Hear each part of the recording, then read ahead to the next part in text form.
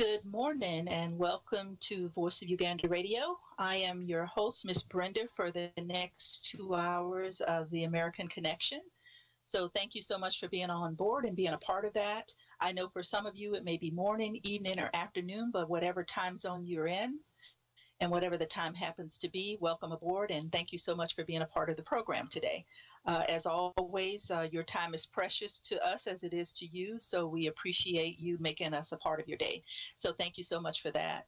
Our FADU list continues to grow daily, so thank you so much for those of you who continue to come in and become members of FADU. That's FADDU.org. For those of you who haven't become members, we encourage you to participate in that and become members of that. I have to share with you, I talk a lot about FADU being a lot for Uganda what the NAACP was for African Americans when it started up. And just like a lot of people were hesitant to sign up for NAACP when it first started out and first opened its doors, that I know and I understand that a lot of that fear is in the hearts of Uganda because of so many things that have happened in the past where maybe you weren't as protected as you thought you would be, or your name or information got out in a way in which you did not want it to be displayed. But, you know, in today's society, we live in a society of social media that is very, very protected. You're not putting pen to paper here. You're going into secure websites in which we spend a lot of money to keep those informations and those things secure. I understand where they could be fear because, you know, African Americans had a lot of fear when they became members of the NAACP because if you were known to be on those lists, the Ku Klux Klan was very alive during those times and other groups that would cause harm if they knew that you were forming and being a part of something that was about a movement or a change. For African Americans back in the 1950s, 40s, 50s, and 60s, and coming on through when the NAACP got started in the 1960s. So I want to say that because Ugandans are in no place where the Americans haven't been before. We have been in a place where our lives were threatened. We were afraid of security purposes and reasons, and we were very standoffish to anything that moved or projected us forward because we were afraid of who would find out this information and if this information could someday come back to haunt us. Well, no one was ever hurt and no one was ever harmed except those who were in the leadership positions of the NAACP because they wanted to quiet them and they wanted to keep them from gathering these mass amount of people that will become supporters. And I think the reason there was so much heartache and hardship for those in leadership positions is because those who wanted to inflict the harm knew that such a movement with signatures of people who stood behind a common cause, which was for civil rights and justice for African Americans, that if that movement took off, and really had the platform in which it was going to gather from signatures and people coming on board, it would change the face of the way the United States of America had to accept and acknowledge African Americans here in the United States of America. So FADU is that same thing, and I cannot continue to say it enough about the importance of being a part of FADU because it gives us a platform to stand on when we start to bring things to the forefront there in Washington, D.C.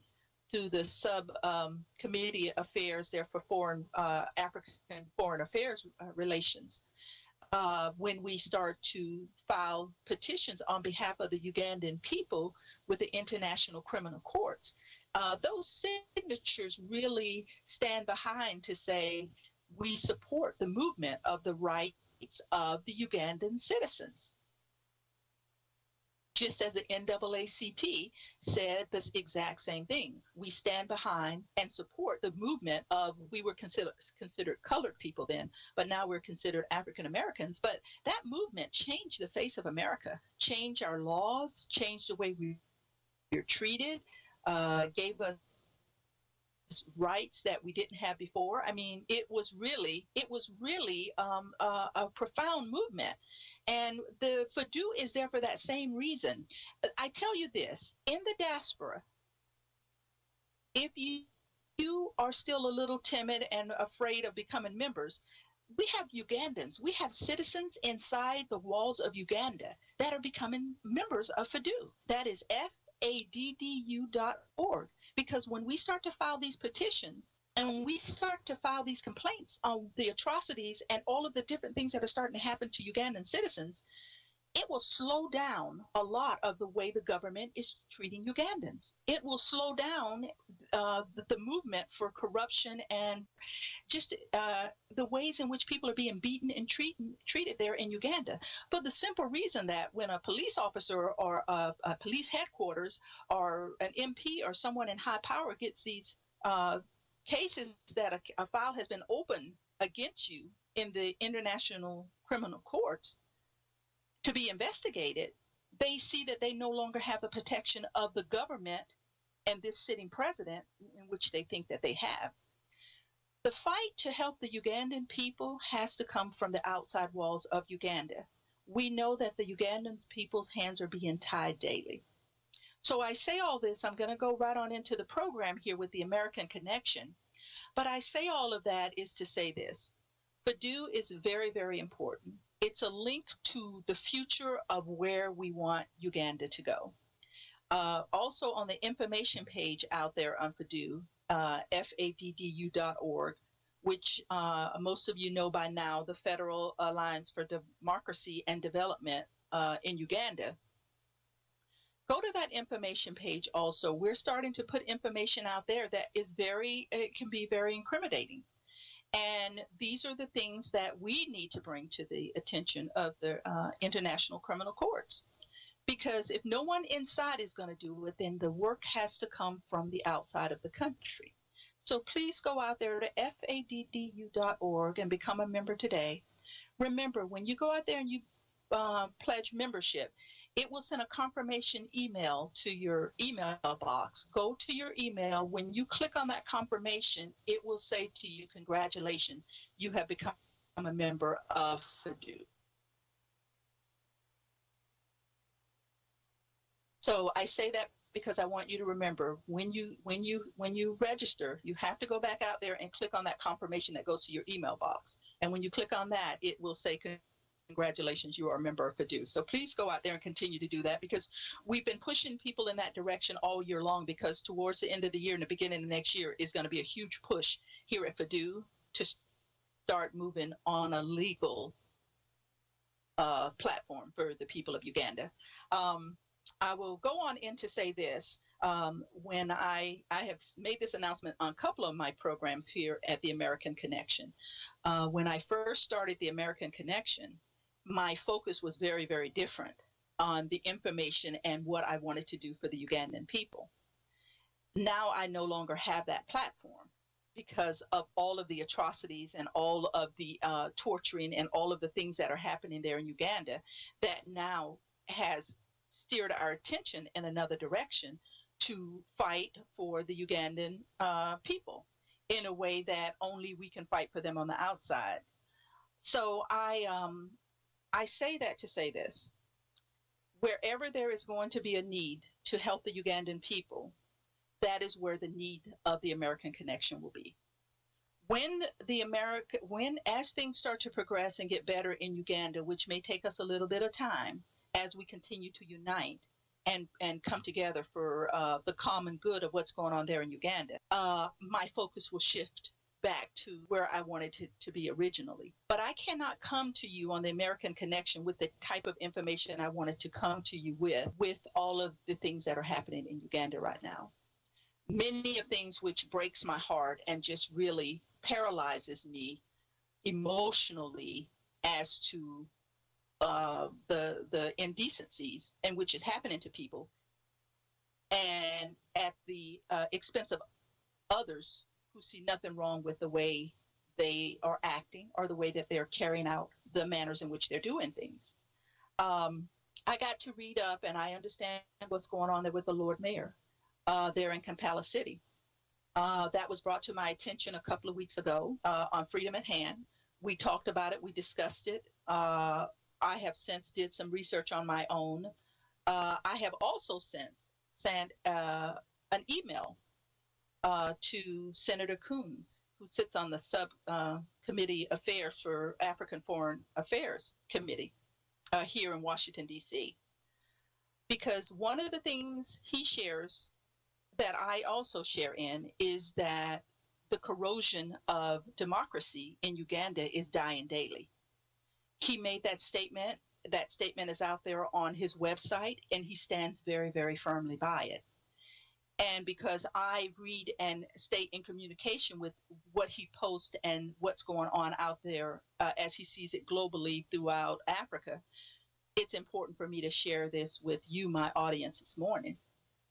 I have to make him aware of what's going on because it's important to me. It's important to us here at Voice of Uganda Radio. It's important to FADU.org, and it's important to the Ugandan people. Are the Ugandan people upset about what's happening to Lord Mayor? Yes, they are. Are they trying to voice their opinions about what's happening in a quiet manner in which they will not bring attention to themselves because of all the corruption in the police force and all the brutalities that are happening with them beating and torturing people just for showing any interest in any way? Yes, they are. And I want Washington, D.C. here in the United States of America, and Senator Coons, who sits on that committee, and some of his colleagues to know what the Ugandan people are experiencing through what is happening. Now, we may not get the whole story out as to what's going on as far as the torture and the beatings, as far as journalists being beaten and their cameras taken and then being arrested for trying to take pictures and trying to get this story out. Even Lord Mayor's wife there being arrested but let go for trying to take pictures of the police brutality there at the police station so that they can get this information out. I will send the emails to Washington, and I will send the emails until I'm exhausted, because they have to know what's going on. Do they know what's going on, and do they care what's going on? Yes, they do. And for the Ugandan people that may or may not be on board here this morning on the American Connection, you have a pipeline into the Congress. You have a pipeline into the American system as to what is happening in Uganda, the brutality, the injustice, the way in which the police is going about making sure that this information does not get out, and that you have a president that is sitting in office that does not care about the Ugandan people. We have to continue to make these things known. The Ugandan government may be able to silence the voice of the Ugandans inside of Uganda, but he cannot silence the voice of you in the diaspora. He cannot silence the voice of the American people who are starting to come on more and more, starting to understand what is happening in Uganda. Everything is so quiet on the outside world when there is a bomb that goes off in the streets of Uganda daily, where people are killed, people are tortured, people are locked up in safe houses, people are locked up in jail, taken out of their homes for no reason at all other than suspicion. We have to start filing petitions in the international criminal courts on behalf of the Ugandan citizens. And this is a plea that I have for the Ugandan citizens. I know that your hands are tied. I know that there's a lot of things that you can't do. Maybe there's a lot of things that you're not comfortable doing, or a lot of things that you don't feel like you have the help and support that you need to have your voices heard. If you are in or have been in any situation where you have been tortured, where you have been beaten, vandalized for any reason, locked up in a safe house for any reason, or any of your human rights have been taken away from you, send us an email. All you need to do is send us one email here at info@voiceofugandaradio.com. That's info@voiceofugandaradio.com. Send it through to our email. All of those sites are very, very secure. Or send it to FADU, FADDU.org. Info, INFO, @FADU, FADDU.org. That's info@purdue.org or info@voiceofugandaradio.com. We will get those emails. We will look at your cases and what you have to share with us, and we will bring it to the people that need to hear of these stories and these atrocities that are going on. We will also make sure that starting next year, we will start to petition and file papers with the International Criminal Courts on your behalf. Because can I tell you this? Once cases have been opened and once people have been served in Uganda, you will be untouchable, because once those cases are open, there is your shield of protection. But you've got to let us help you. We cannot do anything if you tie our hands. I say this to say, I saw what happened to the attorney that went to serve the papers on behalf of the Lord Mayor in the courts to stop or to prolong what was happening there with him being taken out of the position there as Lord Mayor. In no country, anywhere, not just the United States of America, but anywhere in the world, would an attorney be treated in such a manner, because he's there on behalf of his client serving papers. The indecency and the inhuman way in which citizens, and this is an attorney, are being treated in Uganda is it's horrific, and it's very horrifying for us as Americans to see and to be a party of these things. Yes, I read these articles, and I have a following here at the American Connection, and I make sure that they get these sites so that they can go out there for themselves and read and see what is happening to the Ugandan citizens. And we stand appalled this morning. We stand united as Americans, and we stand appalled at the fact of what happened to this attorney, who is doing what the Constitution of the Republic of Uganda says he has a right to do. Who is upholding the laws in Uganda? Who is making sure that innocent people who are simply doing their jobs are able to do their jobs? In the United States of America and anywhere in the free world, globally, if an attorney is retained for a client, that attorney has the rights to speak out or deliver, stand in trial or in court on behalf of that person. That attorney does not become a criminal because he's associated with someone like the Lord Mayor that the government is trying to take away all of his authorities, which has been taken away, and all of his rights. You cannot criminalize, then turn a criminal eye on the man who is there by law to protect him, by laws that have been set up through the United Nations, through Uganda, through the peace treaties and the things that they have signed, through the European Union, and here in the United States of America because of the relationship that Uganda has even here with us. As Americans, we can no longer stand aside and allow this to happen to the Ugandan people. When you have an attorney who is serving the rights of his client, he in no way, if he was in any way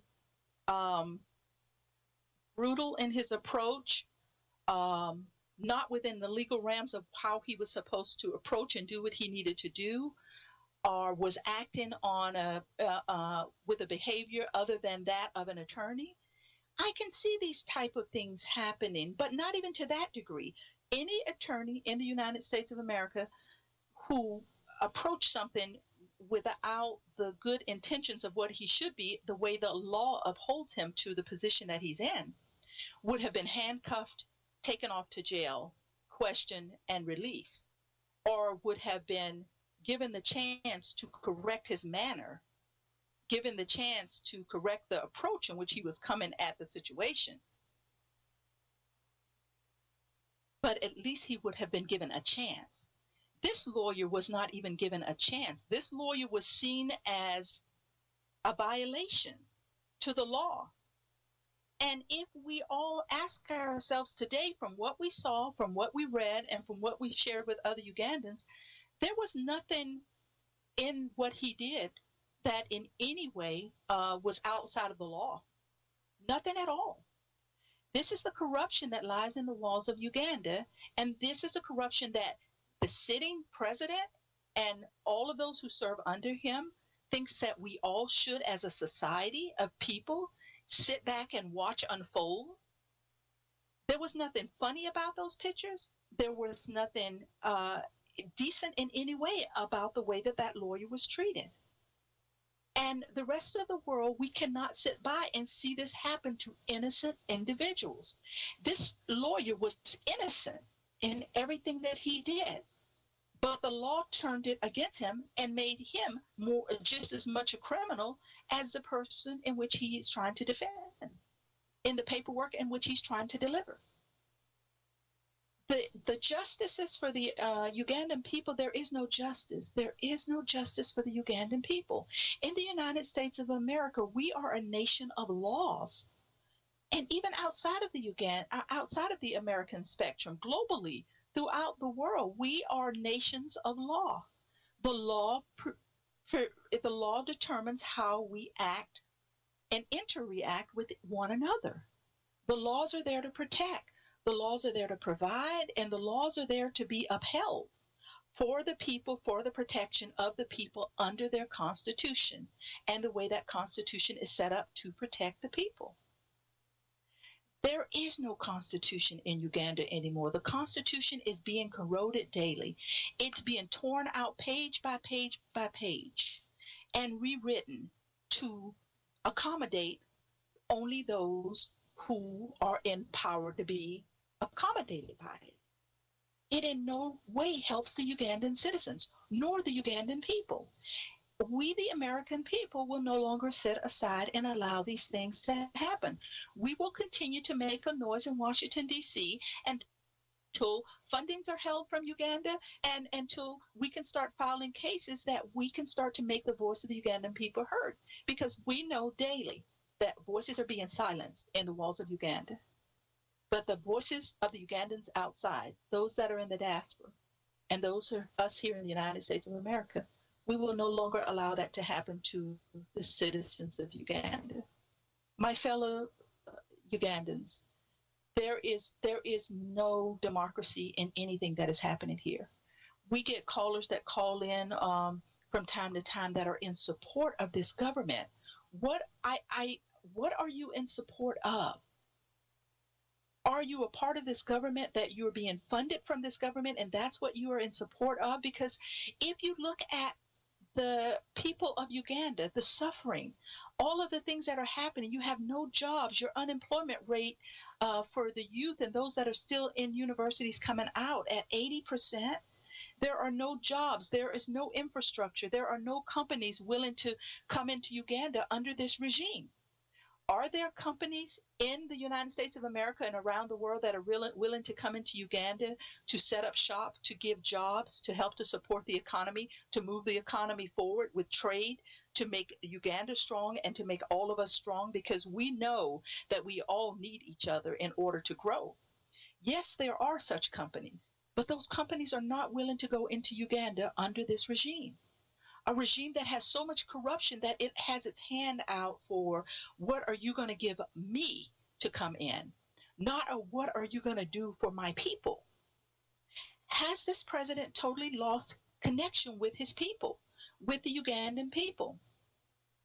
And I tell you, the Ugandan people are crying out daily.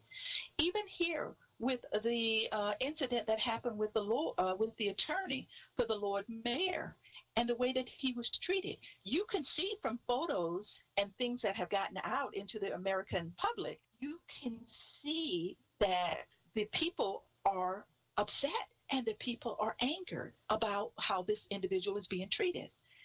One thing I want the senators and the congressmen here in the United States of America to know and understand, you will not ever see the face of all the people like you would in any other country where the people have the right to stand in assembly for the things that they feel are wrong or the atrocities that are happening to them. Because in Uganda, with the public management bill, they are not allowed to gather in such ways. But when you see a few, 2 or 3 people, shouting in anger and frustration over the situation as what is happening, those 2 or 3 people are as big as a crowd of 300 or 400, as far as I'm concerned, because they will not be able to come out in the masses in which they want to, because they fear for their lives right now. The Ugandan citizens right now are in fear for their lives. And they're in fear for their lives because they are under a government that does not protect their lives. It does not protect their rights. It does not protect anything to move them forward in any way, to protect them. When you have a system that is being changed and reworded on a daily and a weekly and a monthly basis in the behalf of only a few, the democracy left Uganda years ago. We won't even say democracy left Uganda weeks ago. Democracy left Uganda a long time ago. And what you're living in now is a dictatorship that is getting stronger and stronger by the day. So we have to ask ourselves the questions, not only as American citizens, not only with all the petitions and everything we send through to our congressmen, but even those of you in the diaspora as Ugandans that are outside of the country, and those of you that are still in the walls of Uganda. What are we doing to bring about change? What are we doing to say that this is wrong and we will no longer allow the Ugandan people to be treated this way? The people of Uganda have a right to rise up against their government to say this is unfair treatment, and what we're going through is not fair to the Ugandan people. It does not make them unruly. It does not make them criminals. There is no suspicion. There is no anti this government. There is nothing but the fact that the people are standing up for what the Constitution of Uganda says that they can stand up for. And those of you that are in power, that continue to give power to this president, you have to stop. You have to stand down from your positions, or you have to make a stand in some way to say that we will no longer allow these things to happen. We already know right now from the things that we've read and the things that I've shared in the American public that there was going to be a meeting held there with the MPs because you were disgusted and you were bothered with what was happening to the Lord Mayor there in Kampala. And we knew that you were getting ready to have conversations on about that situation. So what has happened in the government that they can even shut you down to all of the people in Parliament, but those of you who were, you're being shut down by a government that you're supporting and you're protecting. The same government that you are supporting and protecting is the same government that is causing you to not even have a voice. When do you stand up in Parliament and when do you stand up in government positions to understand that even you are silenced in what you're trying to do to move the country forward? But yet you still allow the intimidation of this government, of this sitting president, of those who are in authority positions to continue to rule the government and the people of Uganda in the way in which they're ruled. Some of you are aware that we had a shutdown here in the United States of America because the debate had to be had. The voices had to be heard, and the people needed to know what was going on in the government so that we could get on board with our voices to say how we feel, and this is what we want to happen, and this is the direction we want our government to go in. Our government shut down. To those who sit in MP and in Parliament and in government positions, when are you going to stand down and shut down the government? And in government positions, when are you going to stand down and shut down the government and give the power back to the people?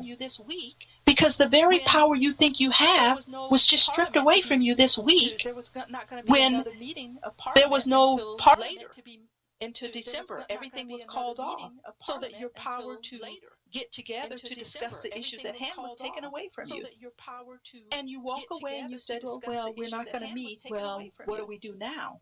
And you walk away and you said, well, look at the examples of what's happening around the world. People are standing up for what they believe in, and they're standing up for the rights of the people who put them in the positions to protect them. At the end of the day, can you say that you're protecting those people? The government has you yourself so tied up in corruption that there's nothing you can do to get yourself back to where you need to be now. Because corruption, when there is corruption and a government is ruled in that corruption, the people that govern within that power become corrupt themselves and need that very corruption to survive. Meaning the government can hold your pay, they can refuse meetings, and you shut down parliament for weeks at a time. They can put you in a position where you're like the Ugandan people, where you cannot pay your bills and pay your notes for your homes. You cannot send your children to school. You don't have the funding for what you need to do. You are afraid of how you will feed and take care of your own family. This sitting government treats you the same way it treats the Ugandan people. I have said many times here on the American Connection, it is only a matter of time. It is only a matter of time that we will all fall victim to this government. It is only a matter of time. We have to take a step back from the fear that we live in, and we have to allow that fear to be fueled positively, because that same fear that drives you to be driven in a positive way. What am I going to do to stand up for my rights? MPs, because that same fear that your rights are being taken away from you daily. The military, your rights are being taken away from you daily as well. Those in the police force that are carrying out all of the vindictiveness that this government wants to inflict on the Ugandan people.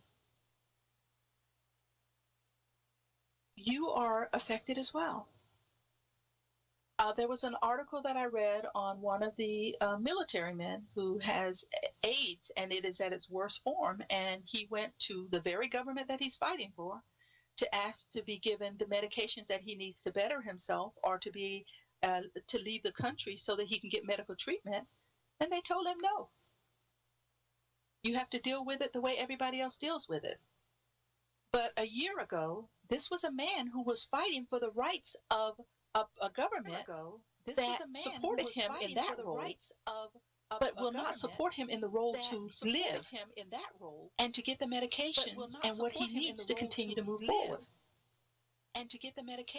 Such a man as this, if he wrote to us at info@voiceugandaradio.com or info@fadu.org with his story and what he's doing and how he's trying to get help, he's one of the people we could help. Because his story is one that speaks out to the way that Ugandans are being treated. There is nothing humane about holding this out from a person who a year ago supported this government. Members of parliament, this is the same role that you play. And when you get to this position, as this military man is, you will be treated no better. If for nothing else, to the Ugandan citizens inside the country who continue to be a part of and feed into this government, those of us who are in the diaspora, the American audience that come aboard weekly to hear these programs, when you read about these things in the paper, don't think that it excludes you, because it doesn't. Because one day you will be in that same position, and the same government that you bend over backwards to allow to rule and do the things that they're doing will see you in the same way. Parliament, you have to unite. You have to unite, and you have to stand together to say we can no longer continue to allow this to happen to the Ugandan people. The members of parliament will make the biggest statement around the world than any other entity within Uganda, simply because when the government falls down, the world will come on board to say what is happening here. The investigation will start, and the people will move into place that need to move into place to question this president on why he has a governing of people that no longer want to govern underneath him. The movements have to be bold. We have no time for the little small sectors of people that are trying to make changes in Uganda. It has to happen on bigger and larger scales. Just like this military man who will not be allowed to get treatment and will die under a government that he protected that will now not protect his life. For those of you who are in the military, who have started to show a sympathetic ear towards the Ugandan people because you know the atrocities and you know the things that are happening there in Uganda are wrong, that are happening against Ugandan people. And now you're starting to show a sympathetic ear, and you yourselves have been taken out of your positions. You yourselves have been locked up in jail, and you yourself are starting to be treated like the very same people that you should be protecting, but you haven't been. Your stories are ones that we will file here in the United States of America on behalf of you through the International Criminal Courts. I've already given out the emails. I'll give them out at the halfway point of the show, and I'll give them out at the end of the show. Your hands may be tied, but our hands are not. You share your stories with us, and we will make sure that your stories get where they need to be. Right now, you're not in a position where things are being monitored to a degree where your life is threatened, nor will we put you in any harm's way. But we have to start helping you, and we have to start moving the country forward. We cannot no longer allow these things. Now, the very police who have been put in positions to torture and dehumanize the Ugandan people, now when they show sympathy towards these same people, they're being treated the way they're treating these people. Can I continue to say this? This government is not going to protect you unless you continue to do what this government would have you to do. You have a few people that have power over mass millions of people in Uganda. And you cannot tell me that these few people have that much power over the mass millions of people that could stand up today against a government and say we will no longer be treated this way, and we need the help of the international community to come in and help us. We're not telling you to bear arms. We're not telling you to shoot and kill people. We're not even telling you to try to overthrow your own government. We're telling you to start to stand up for what you believe in and for your rights. The international community is on the fence. They're on the border. And they know what is happening in Uganda.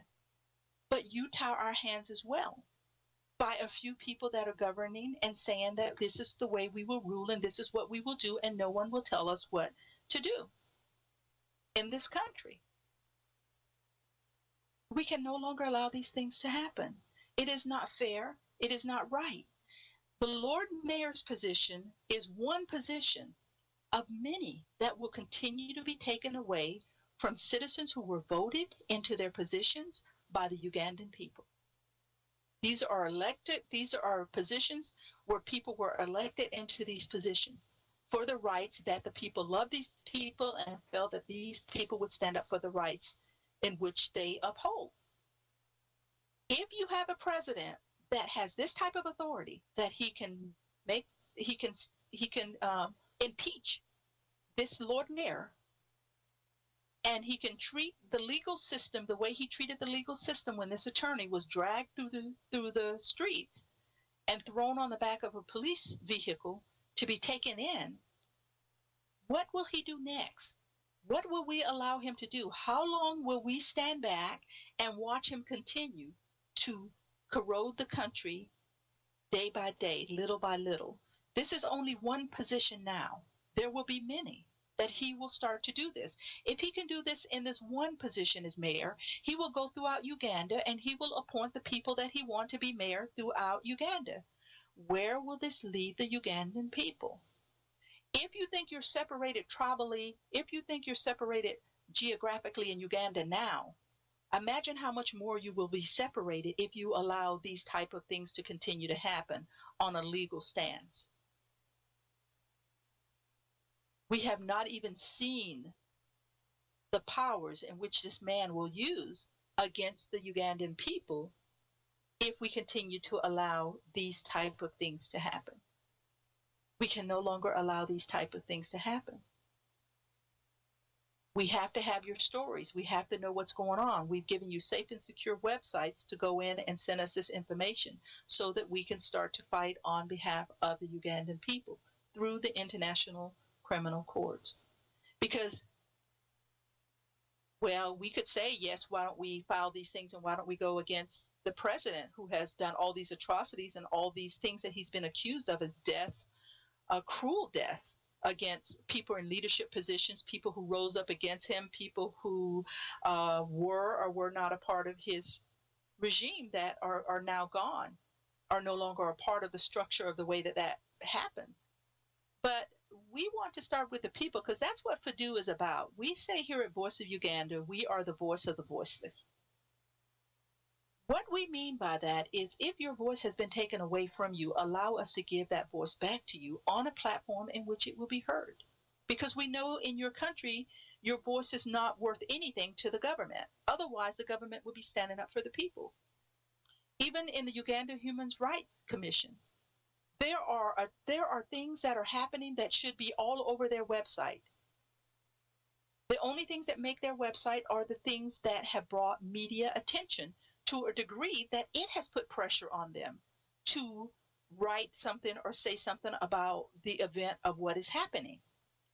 And that is not the way that that should work, because they should not just be standing up for if someone comes in and says something or if something comes up in the media.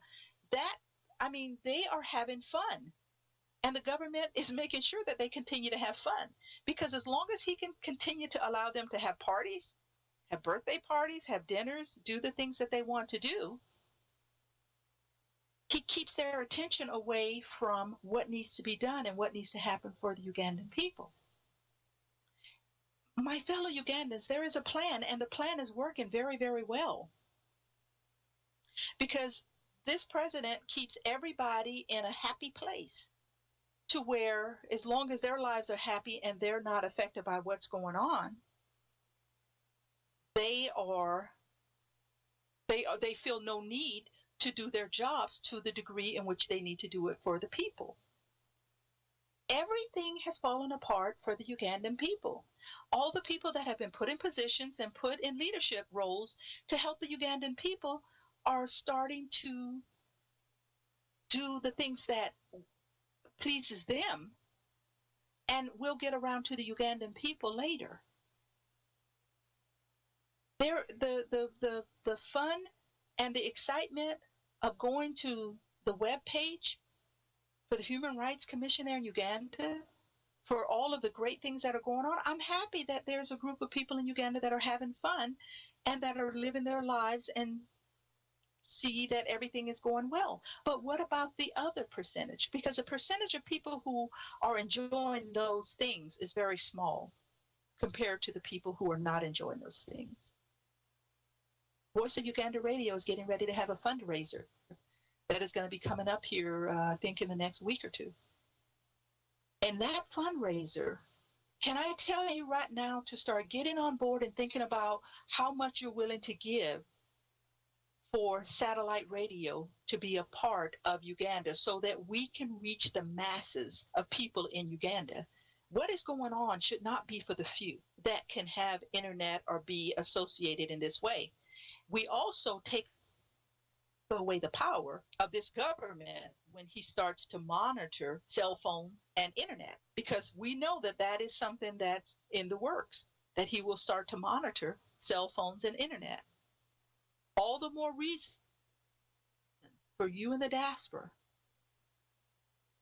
even if you're in Uganda and you want to contribute, when we have that fundraiser, you need to pass it around like a wildfire, because it not only affects what we're doing is not for Ugandans in the diaspora. We're doing this for the Ugandans at home, for the Ugandans that need this. We need to make our voices heard, and they need to know that the American people are on board, that we're filing petitions, that we're going to our congressmen, that we're going before the committees that we need to in order to make sure that the voices of the Ugandan people are heard.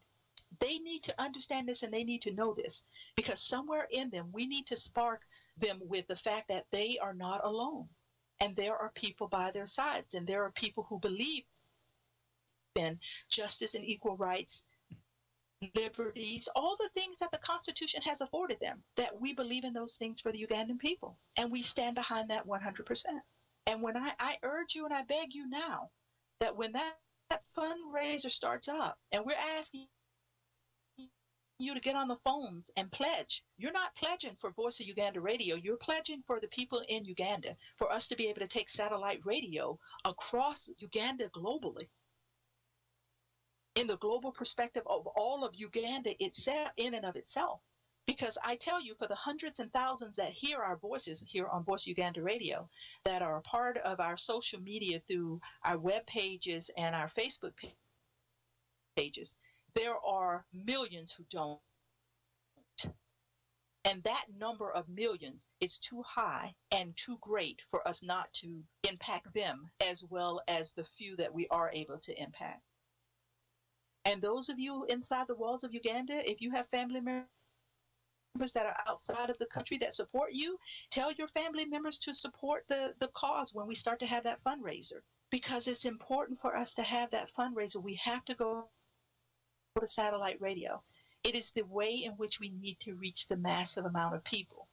It is a way in which the people of Uganda need to know that we stand behind them. We stand behind them 100%, and that we're fighting on their behalf, that they're not alone. In this country, in the United States of America, during slavery time,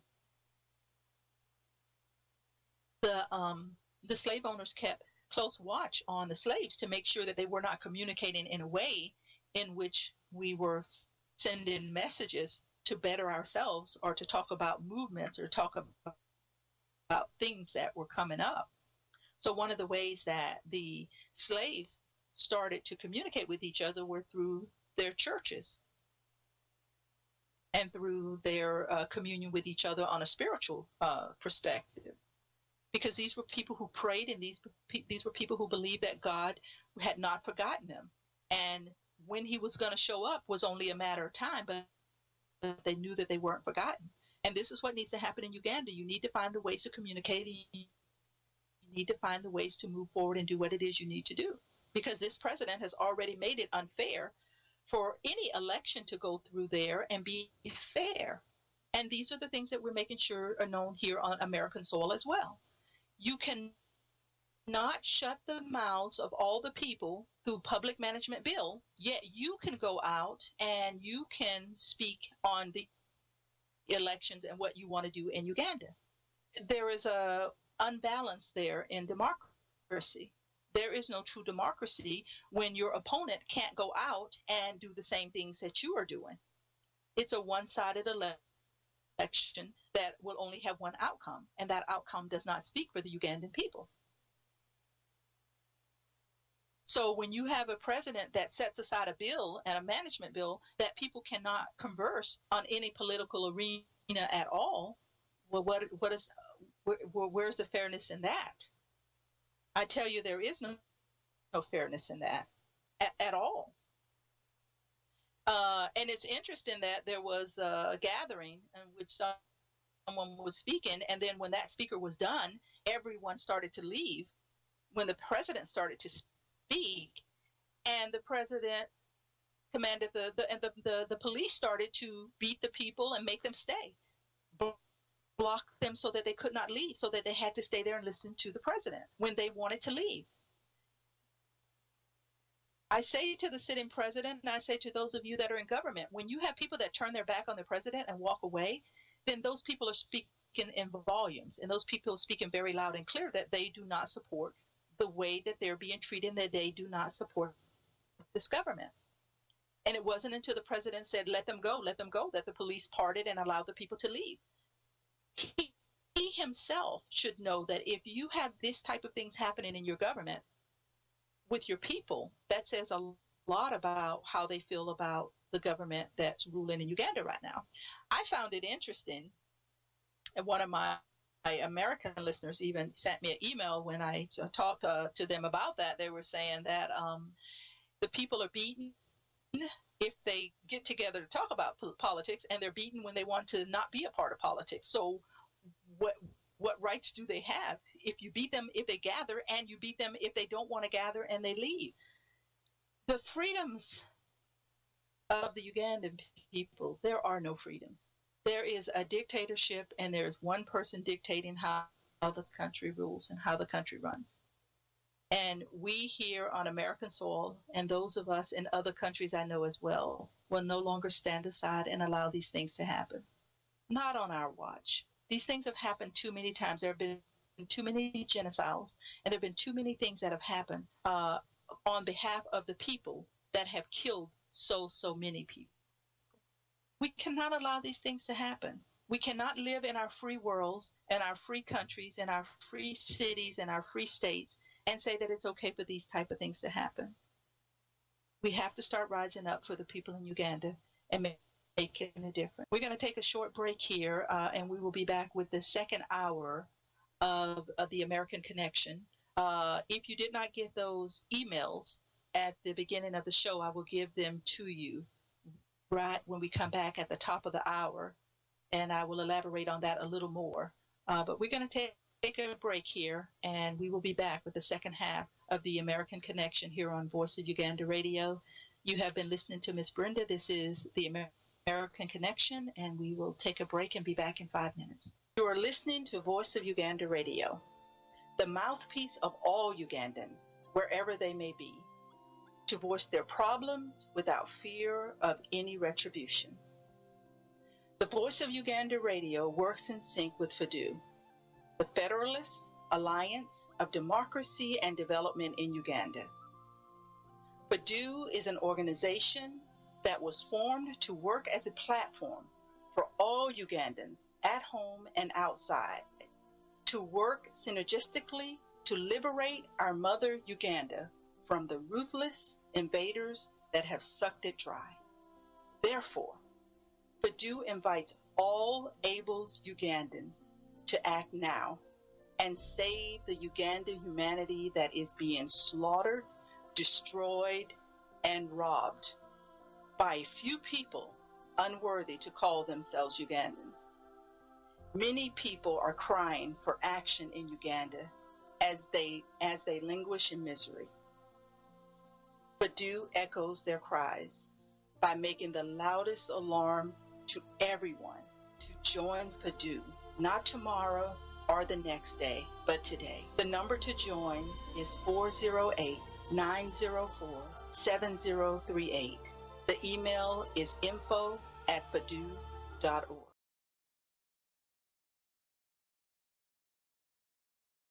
Radio eno ekolaganira wamu n'ekibiina ekya Federalist Alliance of Democracy and Development in Uganda, FADU. Ebigendererwa by'ekibiina kino kuzza mirembe, enkolagana ey'awamu, obwenkanya, okuggyawo enkola y'omwana waani, n'okusosola mu mawanga, okutulugunya, okulya enguzi, ebikudde ejjembe mu Uganda. Era kirwanirira okuzza enfuga eya demokrasiya mu Uganda. Ekibiina kino kye kisookedde ddala okukubiriza buli muntu yenna okukyegattako awatali kusosola mu mawanga n'enzikiriza oba ekitundu omuntu kyalimu mu nsi yonna. Kino kye kiseera twegatte tusobole okuzza obupya ensi yaffe Uganda edobonkanyizibwa.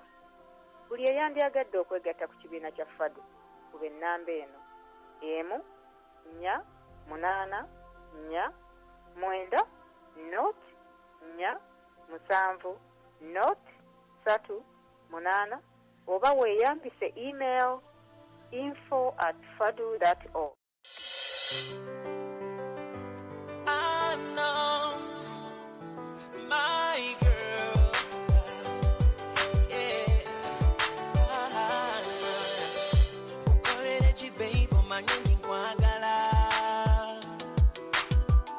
Newe nkuwa ensimbi ndaba tezimala. Obwo bulungi bwoliko suse kubalala. You're my girl. Okwana kirabo.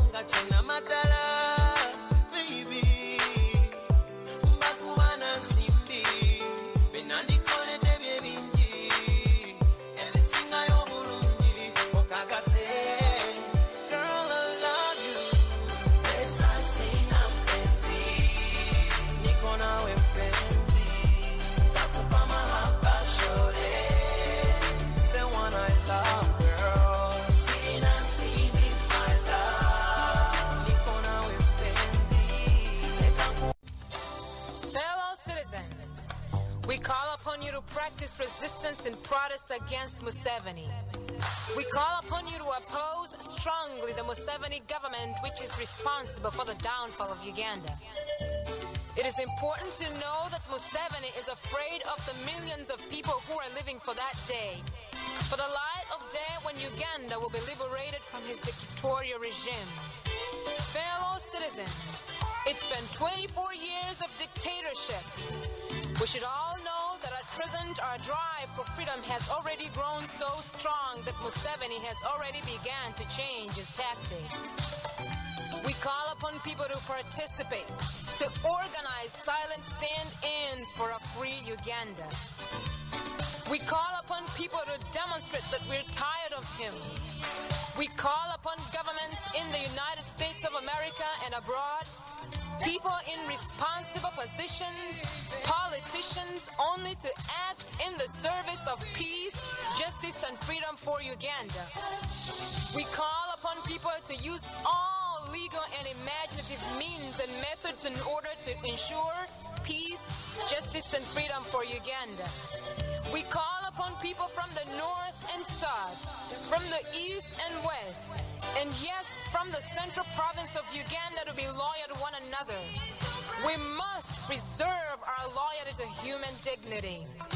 We call upon people once again not to wait until it is too late to begin thinking about a free Uganda.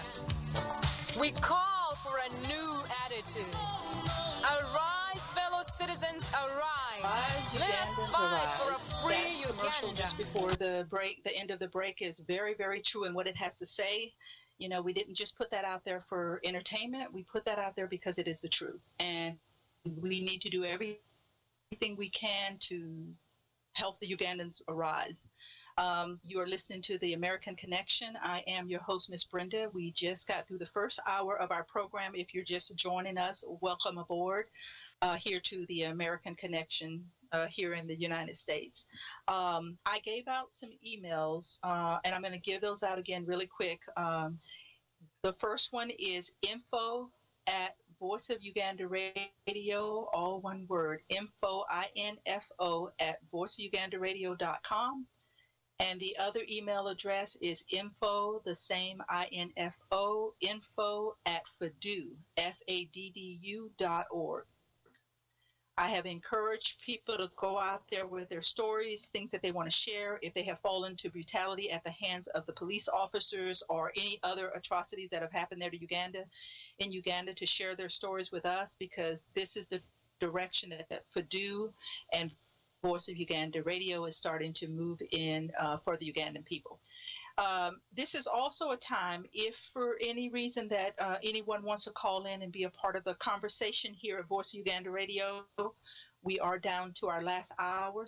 So I do encourage you to call in and not wait till towards the end, because sometimes the conversation gets a little lengthy and then we start to run out of time. So I do want your voice to be heard on this topic and anything else you'd like to share in this last hour of the program here on the air.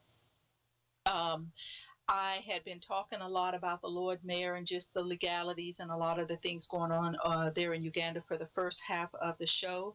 And we're going to go ahead and get into the second half of the program here. One of the things I did want to say and share again is just to thank all of those who have become members here at faddu.org and for supporting Voice of Uganda Radio. I talked before I went off the air about the fundraiser that we're getting ready to have here. It's going to be a weekend fundraiser. Think about it, how much you'd like to give, where you'd like to participate in towards helping us get the satellite radio so that we can go into all the sectors of Uganda because for the few that allow or get to enjoy the program, there are millions that don't get to hear these programs, and they need to be encouraged as well. So please be a part of that.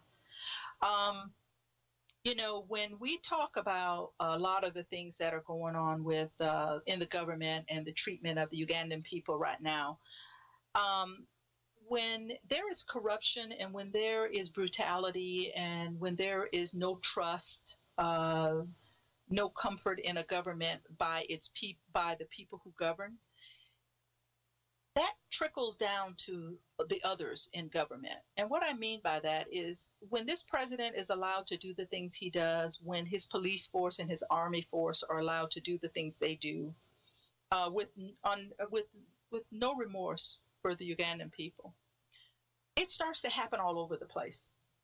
You start to get a group of people that think that it's okay to do the things that they're doing. You start to have people that the brutality just spreads, and people just think it's okay to do what they're doing, and they think it's okay to do what they're doing to people. When we, we have to learn to ask for what we want. And if we don't ask for what we want, then we get into a mentality of accepting what we're given, accepting wherever it is we're at, and accepting what happens to us, and thinking that it's okay, accepting that, well, this is a government, what am I supposed to do? Nobody's going to help me. This government has been very good at teaching the people how they should act and how they should react to things. People in Uganda have seen too many horrific things happen that they are frozen in their fear. I remember the man who we put out the memorial video, and the guy that was there on the ground that was being beaten and by the police force. His father eventually came out to say that was his son. And he didn't even know that was his son. He saw it on pictures, or maybe he saw our video. I don't know where he saw it at, but he came out to say that that was his son.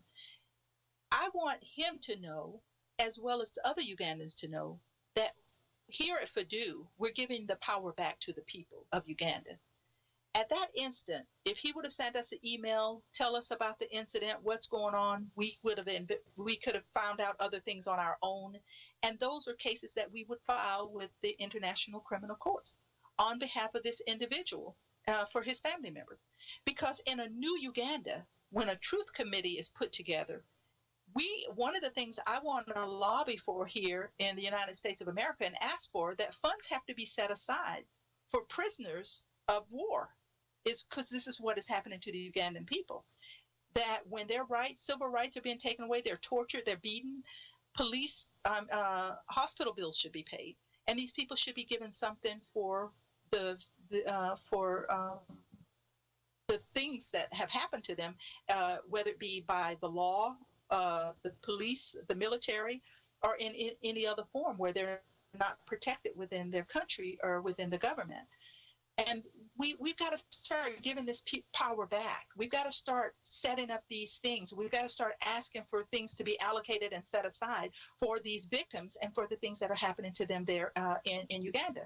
What I mean when I say that this government has worked very well about teaching the people how they need to react is a story that I spoke about last week on the program that I will continue to follow, and that is the one where the individual who lost his fingers and went back to his workplace and was met there by police officers and was beaten into a coma, and what happened to him.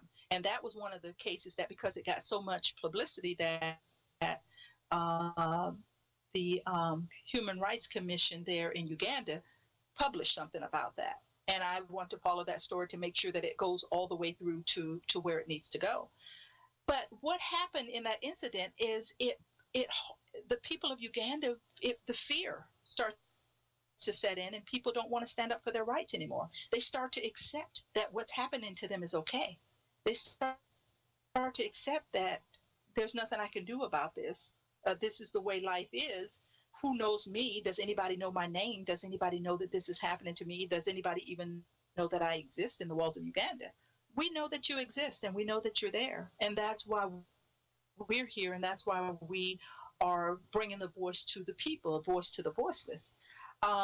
There's a little girl in primary 4, and I think her name is Sibra Namwanja. That's how I'm pronouncing it, but I may be saying it wrong because as an American, I don't always pronounce some of the names of individuals in the correct way there. Namanga. The little girl that lost her eye there at school because she walked up on a teacher who was disciplining another pupil, and the stick hit her in the eye, and she was rushed to the hospital and was taken care of, but they had to take the eye out because the eye was damaged. And the story goes on to talk about how this individual feels about herself and her life right now, and how she is starting to shy away and is changing. Her whole life is changing because of this incident. And when the media went to her mother and they were trying to get a story and they were trying to talk to her about what happened and how the little girl's doing, the mother was like, "Why are you bothering us? Just leave us alone. There's nothing we can do. It was an accident, and we accept it as an accident and we move forward." When you have people that are growing up in a society as they are growing up in Uganda right now, I don't care if you're the youth, I don't care if you're the middle class, the middle range, and what I mean by that, people from 20 to 30, people from 30 to 40, whether you're 40 to 50 or 50 to 60, whatever your age group is there. When you're growing up in a regime that tolerates the type of things that it tolerates, that abuses the people to the level that it abuses the people, that changes and molds and shapes the true democracy that was set up for Uganda to only be the true democracy that works for a few people.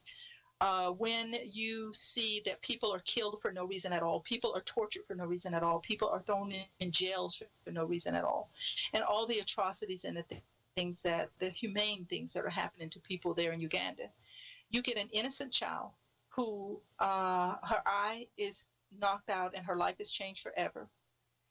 And her mother feels no need to stand up for the rights of that child because she says it was an accident. So now a child whose life is changed forever is told to accept what happened to you as an accident and not to be angry about it and not to be frustrated about it and not to seek some sort of justice because this has happened to you.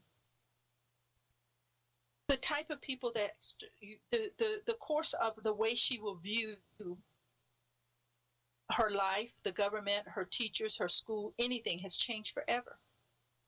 And you have taken away the rights that this mother has to protect her child, simply because this is a mother who understands and knows, I'm very sure, the way the government is ran, and she knows there's no hope for her daughter. What can I do? These are the things that we have to accept. This is wrong. And I don't want this to happen to the Ugandan people. I don't want them to start to accept these horrific things that happen to them and think that these things are okay. Because the government should have this. She should be able to go to the Human Rights Commission, file a complaint on behalf of her daughter at that school and the incident that happened. It needs to be investigated. But this family needs to be made whole because of what has happened to this child. If you start to say to this mother, and if this mother's reaction to what has happened to her child in the media and in the lives of people around her is such as this, when it happens to one of her neighbors or something happens to someone else she knows or someone else in her community, they may take the same stance. They'll say, "Oh, well, remember what happened when her daughter got her eye knocked out by one of the teachers there at school, and they said it was an accident and there was nothing that they could do?" What gives a teacher the right to not take this individual off privately if she felt like she had to discipline this child? The teachers in the school system, and I understand, I don't want to step on anyone's toes because I know that a lot of people grew up in a system in Uganda where teachers had the right to discipline the children in this way. And can I say this? If you were one of those children that were disciplined in such a way, if you asked yourself today, was it worth it, what happened to you in the system, you would say no, because you know what you were being disciplined for in the school, for whatever purpose that teacher felt you need to be disciplined for, doesn't justify the beatings that you got for what happened to you. And it may not even justify the beating of what's happening to this individual that was beaten. But let's say that because of the law, the teachers have the right to discipline the students in school. But why was this student disciplined with a circle of children standing around? Can I tell you, my fellow Ugandans, The same way the sitting president and the government is disciplining the adults in Uganda, the teachers are starting to discipline the pupils. That you would have the individual pupils standing around and being a part of this child being beaten in such a way to, number one, just like the sitting president, to teach that child a lesson that this is not the way you act, and to put the fear in the other children so that they in turn don't act out in this way. But there are other ways of putting fear in children without this type of brutality happening. You are looking at a group of people that are seeing themselves governed in a certain way, and they're governing the authority that they have in that same way, under those same rights, with those same privileges. Now, if you ask this teacher today, she'd probably not be for this regime, or maybe she is, I don't know. Or she would probably, her heart would be broken if she felt like people looked at her or judged her in that way. But when you have a group of people that see the disciplining of what was going on and what happened to this innocent child because of that, there are a lot of things that went wrong on that one particular day on the school ground. And the first one is that a child was beaten to the degree that that child had to be disciplined and beaten. The other is that the classroom was able to stand around and watch this beating, and that the child was not taken off somewhere in a private sector and beaten. So not only have you scarred the child who was being beaten, you've also scarred all the children who were participants of that, and you scarred the little girl who has lost her eye. A huge tragedy happened in that day.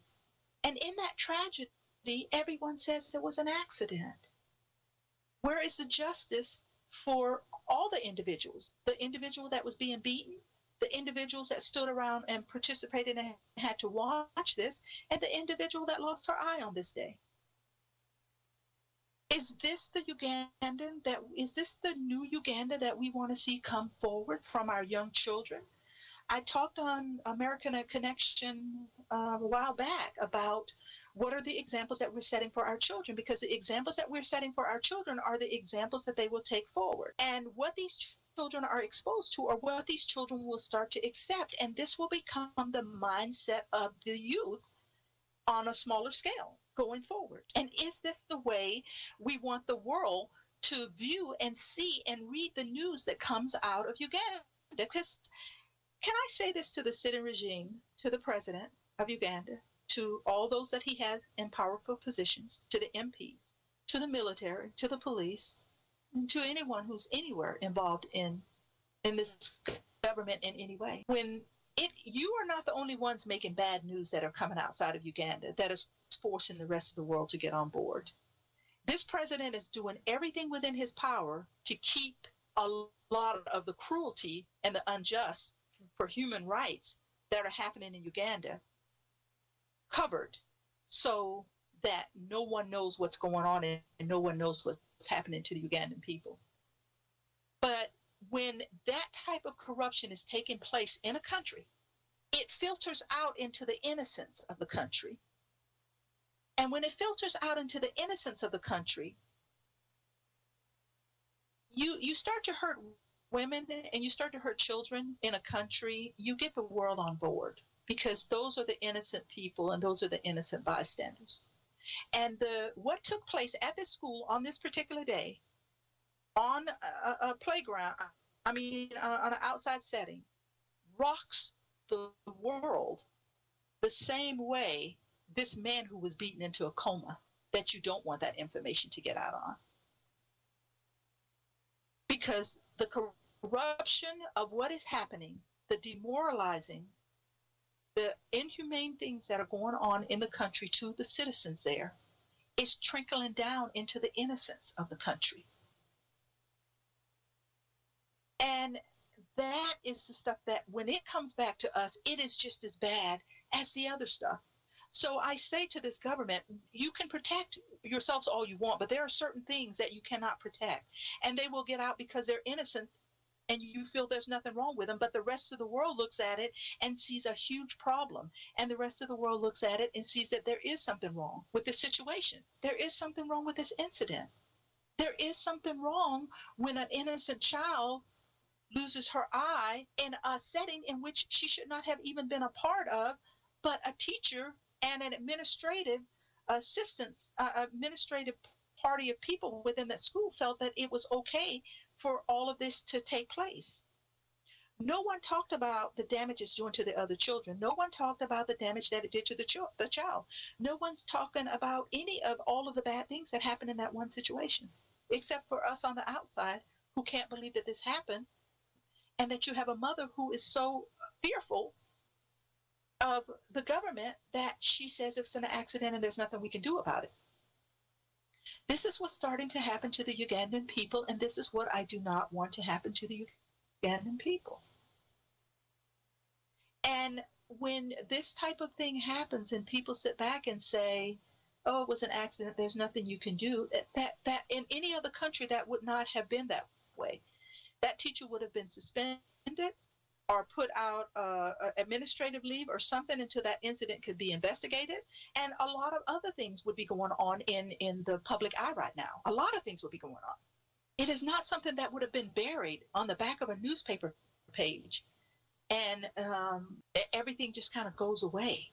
And everybody says that this is okay. My fellow Ugandans, when the day comes that we can sit down and we can read news like that and just say, oh, it was an accident, something is very wrong with society, and something is very wrong with our value that we put on human lives and human individuals. This is a child who was very innocent in everything that happened to her on that day, who is scarred for the rest of her life and will have to live with what happened to her. Not only that no one stood up to defend her, but that everyone went silent. The world, her community, everyone went silent and said that this was okay, that this happened. And nothing else will be done about it. It's just an incident that will be buried for that particular reason. Ugandans are under distress right now. Ugandans are not meeting socially. Ugandans are not standing up for their rights the way they need to. Things are happening in the country that people are being used as examples that is just cruelty. It is absolute cruelty what is happening to the Ugandan people. It's cruelty what the Ugandan people are starting to have to accept. And that the Human Rights Committee doesn't feel the need to even look into this is because it was an accident. The law twists itself to where it doesn't work for the people anymore at all. Are there any laws in Uganda that works for the Ugandan people? When police officers here in this country and around the world, when people see police officers, a smile goes on their face, unless they're getting a ticket or unless they've done something wrong and they know they've done something wrong. But for the most part, because we know that they're there to protect us. We know that they're there to uphold the law. We know that they're there to make sure that we're safe and to make sure that we, if something has to go legal to the courts or be, spread it out in any different way to make sure that everybody understands that what happened in this incident is wrong and needs to be investigated. Those are the type of things that happen. But when police come only to beat and batter, abuse, go home, this is a disassembly, this is nothing, it was an accident, it was whatever, something starts to happen to a community of people where they start to allow these type of things to happen to them and they think that nothing's wrong with it. A lot of people talk in this country about our civil rights movement in the 1960s when Dr. King and Malcolm X, you had, President John F. Kennedy who played a role in that to a smaller degree. You have President Lincoln who, hundreds of years before, helped to free the slaves through a civil war. A lot of things that happened. But and these people all stand out in our mind, the Rosa Parks and the Harriet Tubman, and Nat Turner, and just a lot of the people that we've talked about on Freedom at Hand. But, no one ever talks about Thurgood Marshall. And Thurgood Marshall is a man who the world needs to know about, because if it weren't for the legalities that he brought to the table, a lot of the things that John F. Kennedy, Martin Luther King, Rosa Parks, Harriet Tubman, and a lot of the other iconic leaders, none of that stuff would have mattered. We need lawmakers who are making the law work, and we need lawmakers who are making the law work for all the people. Like we said at the beginning of the show, what happened to the attorney there that was going to court to serve papers on behalf of the Lord Mayor there for Kampala City? Not only are the laws being changed within the jurisdiction sector, but it's also being changed within the constitutional rights and freedoms for the law to be upheld in Uganda. One of the things Thurgood Marshall did was he ended legal segregation in this country. Now, we could say that Dr. Martin Luther King walked and had a march on Washington for these things to happen. He brought awareness to the fact that these things need to happen.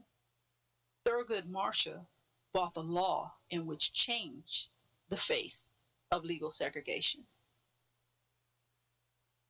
I say that to say this.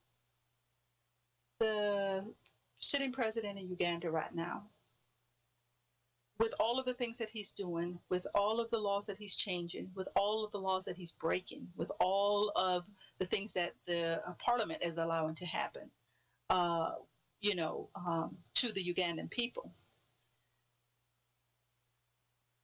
he's bringing awareness to the fact of the type of person he is, that he's heartless, he's callous, he's manipulative, he's dishonest, he's corrupt.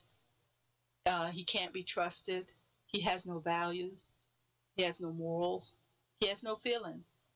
He is only for what works for his family and those that he put in positions, and for no one else outside of that.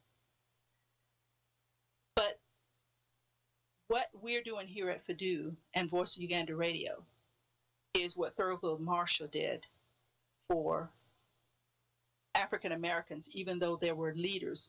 And what I mean by that, you have so many freedom fighters. You have Freedom United Front. You have, you have so many groups that have been put together to make a difference, to bring about a platform of change for the Ugandan people.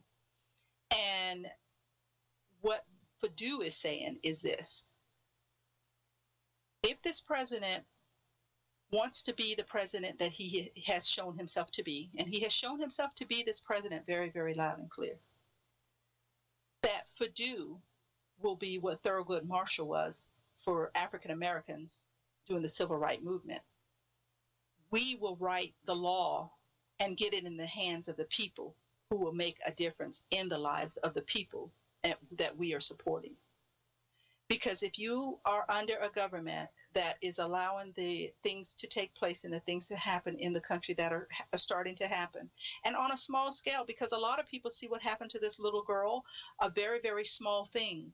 We don't see that as a small thing, and we cannot put a price on the lives of people in Uganda. We can't say what happened to this person is not as bad as what happened to this person. Oh, and what happened to this person is not as bad as what happened to this person. Anything that happens within the law that breaks a spirit, that breaks a life, that the government or the country doesn't come in to rescue this person, then we need to be the ones to write those laws to get those things outside of the walls of Uganda to where they will be heard. Because I don't want anyone's voice silenced in the walls of Uganda. I don't feel like anyone's voices should be silenced inside the walls of Uganda. And no one should have that power over anyone to do that. I spoke last week about in the world there are 7,000 languages. Globally, throughout the world, there are 7,000 dialects. And does that mean that we don't all get along because there's 7,000 dialects? Let me narrow this down into Uganda. We know in Uganda that there are language barriers because there's a lot of different dialects, even within the geographic scale there in Uganda. So if we say globally in the world that there are 7,000 languages, the world seems to be getting along. The world seems to be doing fine. And what I mean by that is Americans can communicate with people who are from all different countries here in America. We go to Europe, you can communicate with people that are in Europe. You go to the Netherlands, you go to Switzerland, you go to Canada, you go to Australia, no matter where we go in the world, even though there are a lot of different dialects, at the end of the day, the world communicates on a global scale. So we haven't allowed the 7,000 languages and different dialects in the world to stop us from uniting, working together, diplomacy, democracy, in unity for wherever we're at. There's a respect, because the United States of America has a respect for the UK. UK has a respect for Canada. Canada has a respect for the Switzerland. I mean, there's a respect that happens everywhere. So we don't allow those languages to be the barrier that stops us from uniting and figuring out ways to learn and grow from each other so that we become better individuals where we're at and better individuals within our countries. I don't want Ugandans to have to stand behind that platform anymore, because there is no excuse for that. And this is the reason why we need to go out to Ugandans on a scale of going to them by internet radio. Because we want people to understand that even though there are differences, we can still, at the end of the day, all come together to agree.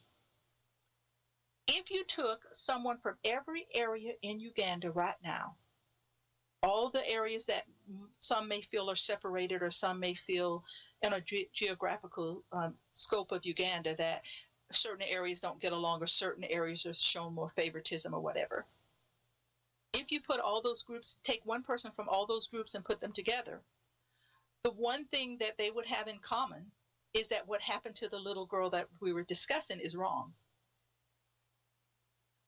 So even though this government tries very, very hard to separate the northern, southern, eastern, and western regions there in Uganda, you cannot tell me at the end of the day that there are not some issues and some things that everybody stands united on, that everyone believes in, and that everybody can move forward on. And the reason I say this is because we've talked a lot about uniting, not just in the diaspora, those that are outside of Uganda, uniting and becoming the strong force that we need to become for those who are still in Uganda, but those in Uganda as well. You've got to find out at the end of the day what makes you more alike than makes you not alike. So if you don't agree with someone in a certain area on certain things, what do you agree on? And that is how you start to build the building blocks to start to cut down the barriers to make you not so different, but to start to make you more alike as one more than not alike. And if you start to do that, you will find that the things that make you more alike outweigh the things that make you not. And those are the things that you start to build relationships on. That is what we had to do here in the United States of America when slaves started to be freed. Because when freedom came for slaves, slaves didn't know how to do anything other than be slaves. We didn't know, we were never taught to read. We were never taught to write. We could only communicate basically with each other. We were never taught money skills. We were never taught the way the economy works. We weren't taught anything. So we did not know. But what we did was we started to communicate, because what happened during slavery is some people had slave owners that were very generous and very kind, and did teach them to read and did teach them to write and taught them about currency and taught them things that other slaves didn't know. So when slaves became free people, which is us, the African Americans in the United States of America, what if everybody said, well, I know how to read, so that I don't care if you don't know how to read. Well, I know how to count money, so I don't care if you know. Well, I know how to purchase things, or I know how to do things. So they didn't care about anyone else. If that happened in the United States of America, you would have that segregation that would have happened, that the communication would have been shut down, and some would have considered themselves higher and better than others, and would have performed in such a way because they felt like that was who they were. So what slaves started to do as they became free, they started to find out who knew what. They found out that there were people who knew how to read. So they started a school. And the person who knew how to read taught other slaves how to read and taught them how to write. And schools were put together, and children started to learn, and children started to grow, and they started to build upon that from each other. And what they learned, they went back home and they taught their parents, and they taught each other. Those who knew how to sell things, grow on their own property and sell things in trade, they taught others how to do that.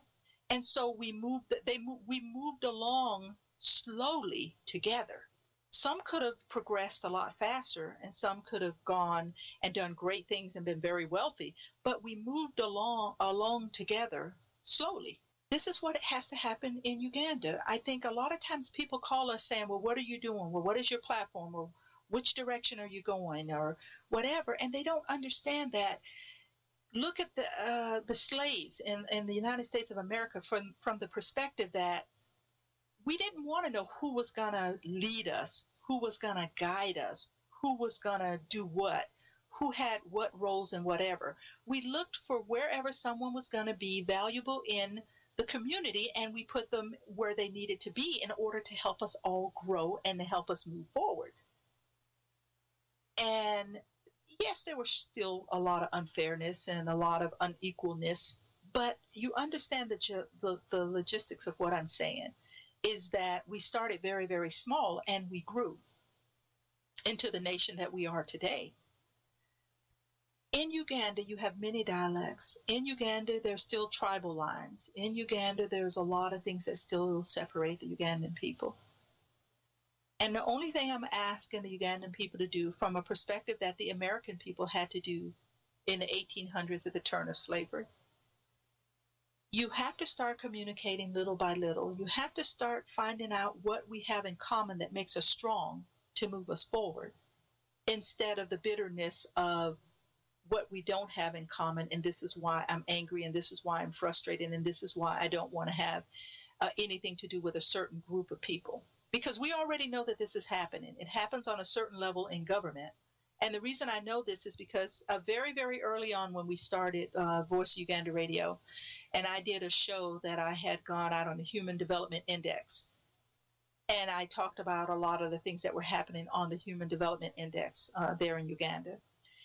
And we talked about things on a scale of the World Bank and some of their investigations, the United Nations and some of their investigations, where they said that there were growth in Uganda, and that they could see that growth happening in Uganda over a course of a time, but it seemed to be more favorable in one sector than it did in others, which kind of brought an unbalancedness to the country when you look at it as a whole. Because one of the great things about the economic scale and the way the world views things is we don't just look at one group of people and how they're doing. We look at a mass group of people. We have a caller coming in, so I'm going to go ahead and take this caller. Hi, caller, are you there? Yeah, Miss Brenda, I'm here. This is Mobiru Musoke. And I called, first of all, to thank you for what you are doing. A lot of people don't know these things, and it's very, very important to educate them, to know that, some people don't even know, as you were talking about the slaves. Some people don't know that they have rights right now in Uganda. They think that the government, whatever it does, is what is lawful. They don't know that the governments even violate laws. And when the governments violate laws, that they're entitled to compensation. Yes. So one of the reasons I'm calling is what can be done by people like us and of course, the first primary function we have to perform is to educate the people to be aware of their rights and to know that they can enforce those rights. And on our part, I think we can try to make sure that the state lives, observes its obligation, especially international obligations. For example, Uganda is now ratified the Convention Against Torture in June 26, 1987, if you can believe that. But a lot of torture has been going on since that time.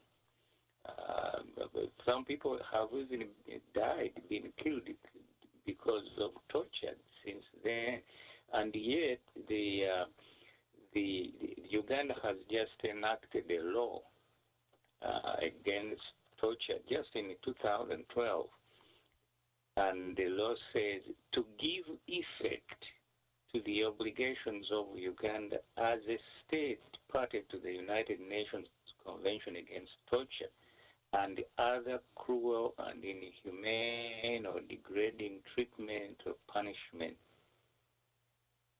and other related matters. Now, the Uganda just enacted that law, which makes it a crime for anybody, law enforcing agency, to torture anybody.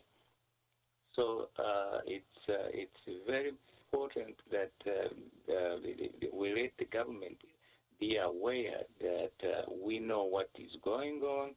By the way, the definition of torture in Section 2 of the Act, it says that torture means any act or omission by which severe pain or suffering, whether physical or mental, is intentionally inflicted on a person by or at the instigation of or with the consent of or acquiescence of any person, whether a public official or other person acting in an official or private capacity. So the definition of torture is very, very wide. Now, you mentioned this lawyer who was serving papers to the councillors, to the city council, and he was tortured. And yet he was just performing his duty to represent his client. And many of these things go by and no action is taken. But I think our role now is really to make sure that these laws, now Uganda is not only, it has a law on the books to prevent torture, and it is a party to an international convention, and every act of torture is a violation of human rights. And there is a human rights committee in Geneva, a UN human rights committee in Geneva, to which we can file complaints when there are violations of not only Ugandan law, but also international law, to which Uganda is a party. And we can file complaints, and I think once we file a complaint, say to the Human Rights Committee in Geneva, they contact the government about it, and so the government will know about it, that we are aware that of what is going on. You see, the problem with the enforcement of human rights laws is they are practically impossible to enforce when a regime is not democratic. Because democracy creates the condition whereby the voice of the people, that I think a phrase you've repeated, used very, very often. When the voice of the people is heard, when the people stand up and make their voice heard, that's the only way when the democratic process enforces these laws. But in Uganda, we don't have democracy, so we have to make our voices heard through the international mechanism, like the Human Rights Committee in Geneva and other fora. So we have a big task. All we have to do is to get the facts verified, compiled, and then submit them to the right bodies. And you feel the way that I do that. And you feel the way that I do that we have to start making these files on these complaints, because I think what's happened is, even though the government signs off on these treaties and, that they wouldn't torture or they're not going to do a lot of the things they're doing, no one's holding them accountable. The Ugandan people don't know their rights. And so the government continues to do what they're doing because no one is holding them accountable to the law. Right. Absolutely. And we can also sue the government, because when you torture somebody, some people are crippled for life, and they have no resort, they have no way of enforcing their rights. And there are good examples here in the United States, and I think the legal system in the U.S. is very conducive to enforcing these rights. For example, the victims of the Pan Am plane that was exploded over Scotland, these people did sue the government of Libya for compensation, although the compensation was not immediately secured by the victim, but eventually they did. And even suing the government of Libya, they did send a message, probably prevented many other tragedies from taking place. Yeah, because that's exactly what it does. If everyone goes silent and no one says anything, or they don't feel they have rights, these things continue to happen, which is what's happening in Uganda. I feel like that's why there's a rampage going on of just torturing and doing these things to people, because no one's holding them accountable, so they don't feel like they should stop. Yeah, so I think we can sue the government in the U.S. courts for compensation to these people. And the other example, of course, is the Iranian example. Remember the hostages that were taken by the students in Iran. The victims, the relatives of the victims, and the victims themselves, after they came back to U.S., they filed in the U.S. courts a suit against the Iranian government. The important thing here is that the violator of the rights is the state, and you can sue the state. They cannot plead immunity because, for example, when Uganda ratified the Convention Against Torture, that means that they are prepared to enforce these rights. So they can't plead immunity as a state and say, oh, you can't sue us because we are a state, but then why ratify international conventions to abide by these conventions and enforce the laws? So I think we can do something, something on behalf of these people who are deprived of their human rights in Uganda. So No, I'm glad you called. I wanted to ask you just one question, and you can just respond to it in a short period of time, if need be.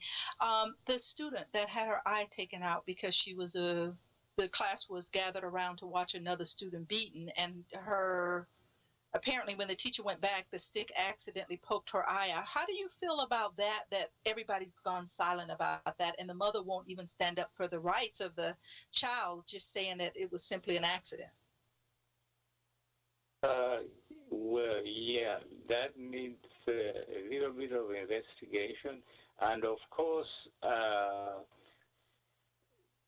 one of the problems corporal punishment in Uganda has been ruled illegal and it shouldn't take place, but it still goes on. The teachers, due to customary rules and all, they think they have a right to discipline students in a manner they see fit. But I just read you the definition of torture.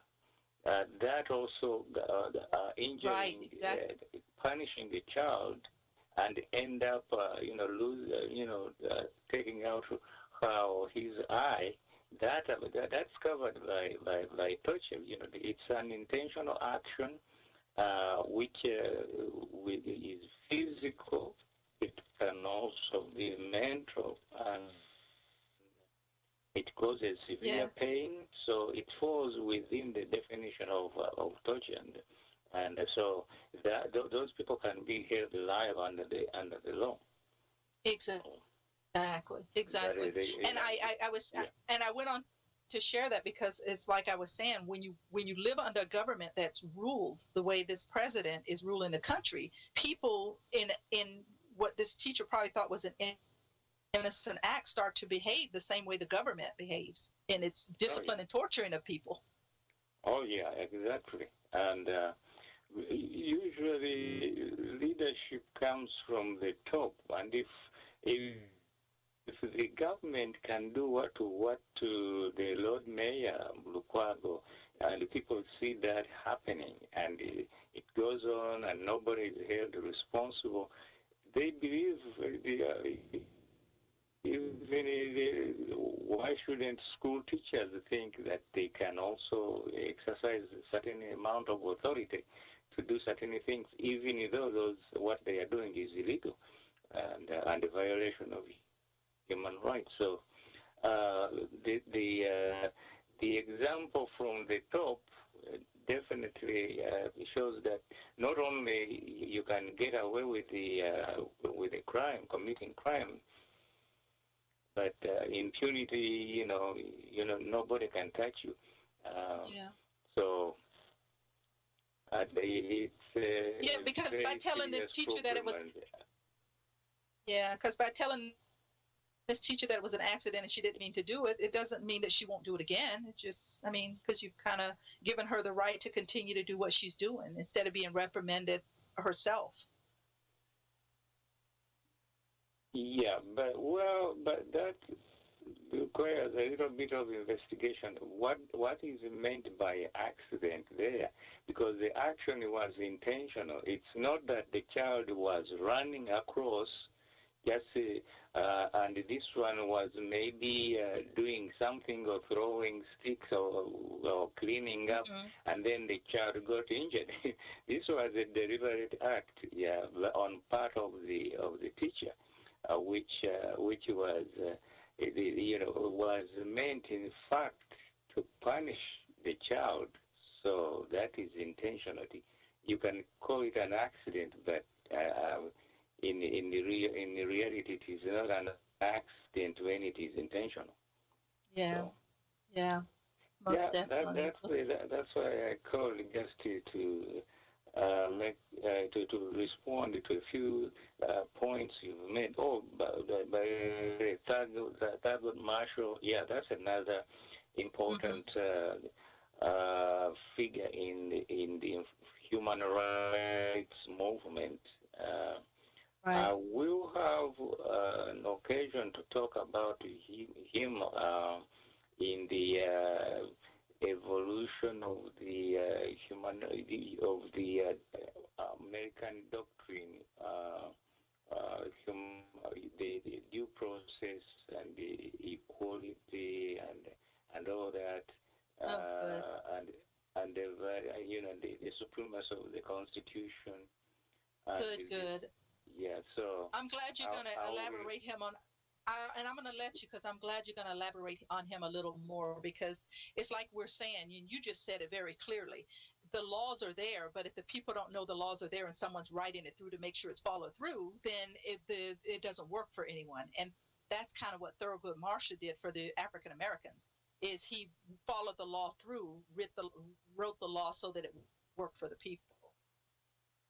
Oh, yeah, definitely. And I admire most of all his litigation skills, because here was a guy who was suing the Board of Education and going to the Supreme Court to tell them to desegregate schools, and obviously there was no precedent under the law in the United States for which he could cite and say, see, this is the court decided like this in this particular case, because there was no case to cite.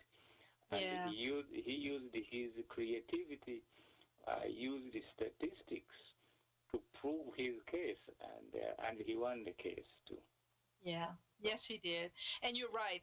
A lot of lawyers nowadays have cases to build upon to help strengthen the case that they're fighting. But he had none of that. He had to litigate it and make it work without anything to stand behind. So.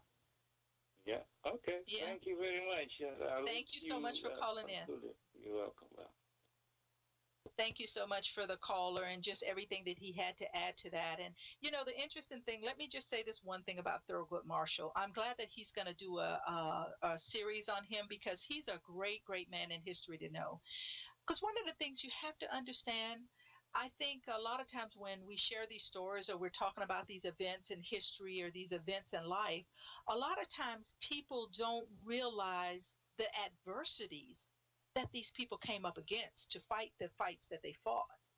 Because like he just said, when Thurgood Marshall was fighting for legal segregation to end and the rights of people, there was a lot of things against him. He could have lost his very life fighting for such a thing. And I don't ever want to belittle the fight and the struggle that he had to go through and the courage that he had to muster up to be able to walk through this fire and fight for this cause. A lot of what the professor was just saying is very, very true here for Fadu. A lot of what we're willing to stand up and fight for, a lot of what we're willing to make sure the litigation gets out there, that in Geneva, through the UN, through the Human Rights Commission, through the International Criminal Courts, we need to file these files. We need to file these petitions out there of the cruelty and the torture and what's happening to the Ugandan people. And we need to make a precedence, because right now, no one on any platform that I have heard is filing or fighting on behalf of the Ugandan people. I haven't heard that from any of the groups that are out there that are standing firm and fighting for what's the injustices that are happening to the Ugandan people. Now, all of us have a role to play, and I think all of us are playing that role very well. I think all of us know that there has to be some sort of change in order for the country to move forward. But filing complaints and putting the voices out there in the legal on the legal platform that they need to be on for the Ugandan people's voices to be heard, that's what we are starting to do, and that's what we want to do here at Voice of Uganda Radio. Again, info@voiceofugandaradio.com. Just click on our email there, and you can send us an email and whatever it is you want us to know. Info@faddu.org is another one. You can go out there and click on our mailbox there and send us information that you want us to know, or things that there's something that has happened that needs to be brought to the attention on the outside of Uganda. The Ugandan people are just like the rest of us. They have hurts, they have pains, they have sorrows, they have frustration. They have bills, they have families. They have to worry about feeding their families like everyone else, clothing their families, educating their families, medical attention for their families. They need jobs. They need security. They need a foundation to stand on, just like the rest of us have a foundation to stand on. And it is not fair for any of us to think that it's not worth our attention, or we're not there, so why should we get involved? You know, the government has reached out, and he makes sure that he keeps us at bay if he can. Some of the Ugandans are having a hard time getting in touch with families over in the UK because of Freedom United Front and some of the things they've been able to print and get out there. Now a lot of the calls are being scrutinized and people are being arrested on suspicion and things for things like that. The arms of the law in Uganda stretches far and wide. And if we allow it to stretch outside of Uganda and affect us in the diaspora, it will. And we don't need to, I'm telling you now, we have control over that, and we don't need to allow that to happen. We need to get to as many people as possible. We need to put satellite radio out there so that we can start uniting the people of Uganda together for the common good of what's going to work for all the people of Uganda, not just some of the people in Uganda. And we already know, for those in Uganda listening, we already know that there are so many things that has to happen, from all sorts of committees being set up to just make the people of Uganda whole again. Because this government has done nothing but destroy the people of Uganda day by day, week by week, month by month, year by year. 28 years going into a 30-year leadership is too long for any one person to be in power. And now he's in a position where he will do anything possible that he has to hold on to that power at any cost. He doesn't care who he hurts. So my plea earlier in the first hour of the show to all of those who are in any political arena, whether you're on his police force, whether you're in his army, when your turn comes to fall, you will fall just as hard as the people that you are protecting are torturing on behalf of this person. And you have the blood of Ugandan people on your hands. He doesn't. If someone tells me to go out and do something that I don't believe in, I'm not going to go out and do it. I'm just not going to do it because I don't trust in it, I don't believe in it, and I don't think it's right. At the end of the day, when I close my eyes, it's me that I'm there with. And I have to live with everything that I did within the course of that day. And if you cannot close your eyes at night and say that you're comfortable with the way you led your life and the way you led out your day, then something's terribly wrong, and you need to do something to correct that and fix that. As far as the law is concerned, we're going to hold Uganda to the law. We're going to hold this government to the law that has been put out there to protect the Ugandan people. We're here to tell you that these laws are here, these laws exist, and we can file things on your behalf in the courts that it needs to go to, not in Uganda. Everything will have to be done outside of the country because the corruption that lives inside the walls of Uganda is so much and so aggressive that there's nothing that we can do to change the platform there in any way whatsoever.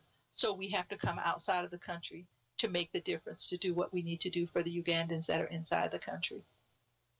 I thank you all so much for being a part of the show today. The American Connection has a heart and has very much a love and compassion for the Ugandan people. I visited Uganda. I love Uganda. I love the school children. That's why I talked a little more about the little girl and what happened to her. I have visited the schools there. I love the kids. I love the system. I love the way things work when it works right and when it works for the people in Uganda. When there's a breakdown in the system, things start to go wrong, people start to get hurt, then it's not working for the Ugandan people. And me, as well as a lot of people, don't care to be a part of that.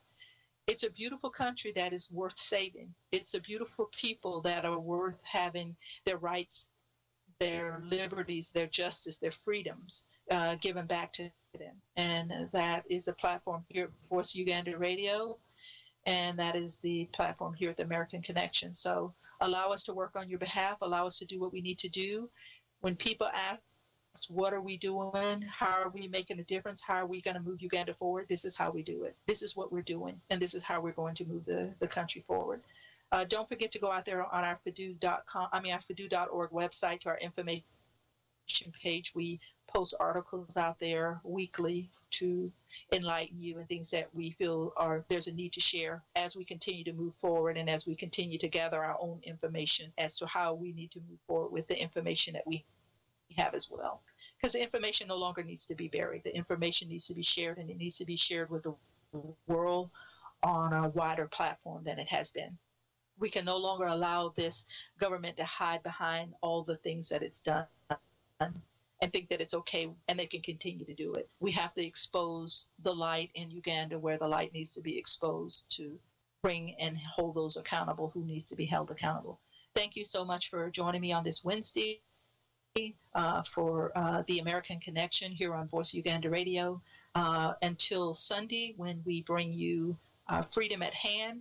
Have a great rest of the week. For those of you in the United States of America, happy Thanksgiving. enjoy the time with your family. After listening to this program and know what's going on in Uganda, we have a lot to be thankful for. So enjoy that. Thank you so much for tuning in to Voice of Uganda Radio and to the American Connection.